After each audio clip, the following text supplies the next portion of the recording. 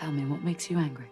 The class system. Rich people who have lots of things, and in contrast, people who don't have anything at all. Do you think you would ever be prepared for militant action? We were working on a documentary called The Future Tense, and we had previously filmed in a house in Ireland called Rusper House, and it's a house that has many stories around art heists because it housed this very important art collection, and a couple lived there on their own, and they became this target for people raiding the house and stealing the art. And we were doing research into Rusper House and came across the story of Rose Dugdale. So although I knew about subsequent art heists at Rusper House, I didn't know about the very first one, which was the art heist that Rose Dugdale carried out. So she orchestrated, planned, and carried out the art heist. And this became really interesting to us in relationship to myself and Joe in the documentary, thinking about the relationship between Ireland and England. And I think we thought that that would be it. But her story stayed in our mind.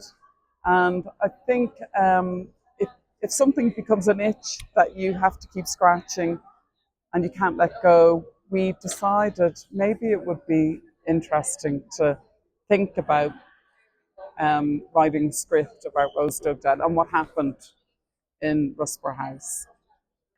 I guess that there's a shared history of colonialism,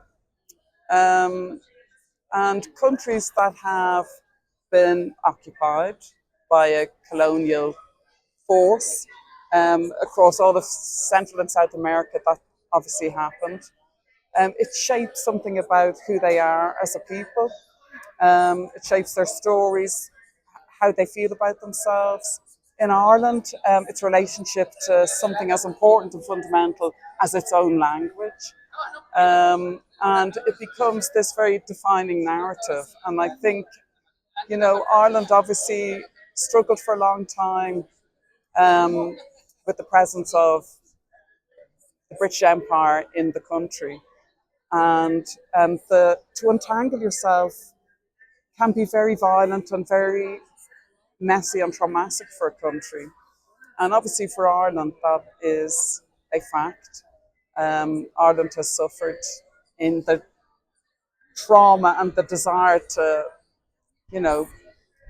remake itself as a country, a sovereign country, a republic in our case. And even that hasn't been without a lot of pain, because we ended up with a divided country. And so in some ways it's ongoing, it's unresolved. And I think that it's probably the same, but different in Latin America and in countries in this part of the world. But we can recognize in each other a similar story, defining story.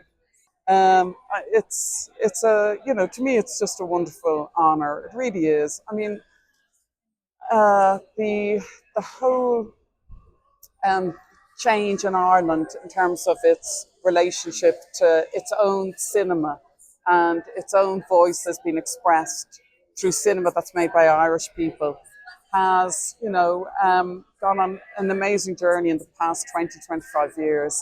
So it feels like this new emergent cultural product in Ireland that's really found its voice. And so I feel incredibly proud. When I saw the program, I thought, yeah, this is good. I think it's, for a long time, going back to your previous question, Ireland has understood that its culture is vitally important.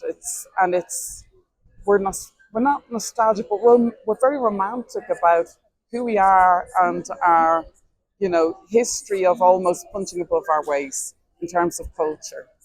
And yeah, I think it's great to be here. I feel proud. Very happy to show our film in Mexico. And I think that people will be, they won't be disappointed.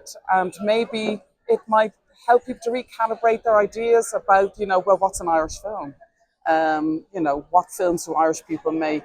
And I feel that it's an opportunity not to be missed. So come along while the festival is on and make sure you try and see as many films as possible.